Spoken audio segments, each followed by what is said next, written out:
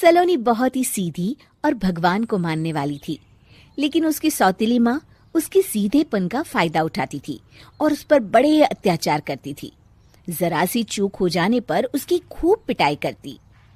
अरे सुनते हो, कोई लूला लंगड़ा देख इसकी शादी तय करो और इसे इस घर से बाहर का रास्ता दिखाओ। सलोनी के पिता जानते थे कि मीना एक चांडाल औरत है, इसलिए वो एक अच्छा घर देख सलोनी की शादी कर देते हैं। लेकिन वहां भी सलोनी से जलने वालों की कमी नहीं थी। सलोनी की ननद निकिता उसे बिल्कुल पसंद नहीं करती थी। सलोनी, बात तो सुनो जरा। जी कहिए। आज शाम को मेरे बॉस खाने पर आ रहे हैं। ध्यान रहे उनकी खातिरदारी में किसी प्रकार की कोई कमी नहीं होनी चाहिए। जी आपने कह दिया, बिल्कुल वैसा ही होगा। शाम को सलोनी जैसे ही गैस पर खाना चढ़ाकर वहां से जाती है अभी इसके खाने का स्वाद बढ़ाती हूँ। निकिता गैस की आंच तेज कर देती है।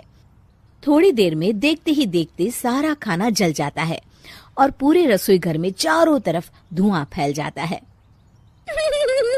अब आएगा मजा। माँ जल्दी आओ, यहाँ देखो सलोनी ने किचन में आग लगा दी। अरे तेरा सत्यानाश हो, कल मुही तूने ये क्या कर दिया? सलोनी की सास उसे बहुत डांट फटकार लगाती है। तभी मोहन अपने बॉस के साथ घर में प्रवेश करता है। अरे भाई मोहन, ये क्या तुम्हारे घर का क्या हाल हो रखा है? लगता है खाना जल गया है। चलो खाने का प्रोग्राम कैंसिल करो, मैं अपने घर जाके खा लूंगा। सर दरअसल सर मुझे माफ कर दीजिए। अरे कोई बात नहीं, घरों में ये छोटी मोटी बातें होती रहती है। मैं समझ सकता हूँ, फिक्र मत करो, मैं नाराज नहीं हूँ और इस बात का तुम्हारे प्रमोशन पर भी कोई असर नहीं पड़ेगा। चलो अब चलता हूँ मैं। बॉस के जाते ही मोहन सलोनी पर भड़क उठता है और उसे खूब खरी खोटी सुनाता है। भगवान, मेरी माँ तो कहती थी कि अच्छे लोगों के साथ हमेशा अच्छा होता है, फिर मेरे साथ ही बुरा क्यों होता है? आखिर मेरी गलती क्या है?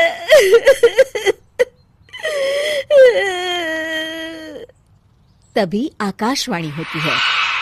बेटी, अब तुम्हें कोई दुख नहीं दे पाएगा। तुम्हारा बुरा सोचने वाले की मन की सारी बातें तुम पहले ही जान जाओगी। अगले दिन सलोनी निकिता को चाय देने उसके कमरे में जाती है। तब निकिता के मन में कुछ बातें चल रही थी। कल तो मैंने सिर्फ खाना जलाया था, अब तू देखती जा सलोनी, तेरा इस घर में जीना हराम कर दूंगी। अच्छा, तो ये बात है, अब इसे सबक सिखाना ही पड़ेगा। कुछ दिनों के बाद, सलोनी, मेरे कपड़े जल्दी से प्रेस कर दो, ऑफिस के लिए देर हो रही है। सलोनी मोहन के कपड़ों के पास प्रेस गर्म होने के लिए रख देती है और अपने कमरे में चली जाती है। तभी हॉल में निकिता आती है। सलोनी चुपके से उसे देख रही होती है। आज अगर मैंने ये कपड़े जला दिए तब तो पक्का मेरा भाई इस सलोनी की बच्ची को धक्के मार के घर से बाहर निकाल देगा। अरे तू क्या मुझे निकलवाएगी? महादेव है मेरे साथ। ठहर जा निकिता, आज तो तेरी खैर नहीं। सलोनी अपने पति मोहन को बुला लाती है और निकिता की सारी करतूत दिखाने लगती है। निकिता गर्म प्रेस मोहन के कपड़ों पर रखकर अपने कमरे में चली जाती है। मेरी बहन इतनी बड़ी चालबाज निकलेगी, मैंने तो सोचा ही नहीं था। मुझे माफ कर दो सलोनी, मैं तुम्हें गलत समझ रहा था। मोहन निकिता को बुलाकर उसे खूब डांट फटकार लगाता है। उस दिन के बाद से सलोनी की जिंदगी पूरी तरह बदल जाती है। सलोनी हर किसी के मन की बात सुन लेती थी। दूसरी तरफ निकिता का कोई भी दांव सलोनी पर नहीं चलता था और आखिरकार वो भी सलोनी के आगे घुटने टेक देती है। फिर एक दिन सलोनी की सास की सहेली ममता अपनी बहू कविता के साथ वहां आती है। कविता मन ही मन कहती है, अरे ये बुढ़िया पागल है जो मुझे यहाँ लेके आ गई। कहाँ मैं अपनी किटी पार्टी छोड़ के इसके साथ यहाँ मरने आ गई। पता नहीं कब तक इसे झेलना पड़ेगा।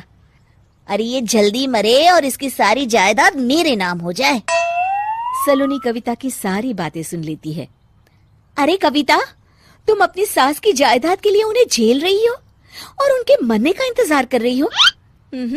ये तो गलत बात है। सलोनी की बात सुनकर कविता बिना देर किए कहती है, अरे ये तुमने कैसे सुन लिया? ये सारी बातें तो मैं अपने मन से बोल रही थी। तुमने कैसे सुन लिया? बस फिर क्या था, ये सुनते ही कविता के बगल में बैठी उसकी सास उसकी चोटी पकड़ लेती है। क्यों रे कलमुही, तू मेरे बारे में ये सब सोचती है? मम्मी जी, मुझे माफ कर दीजिए।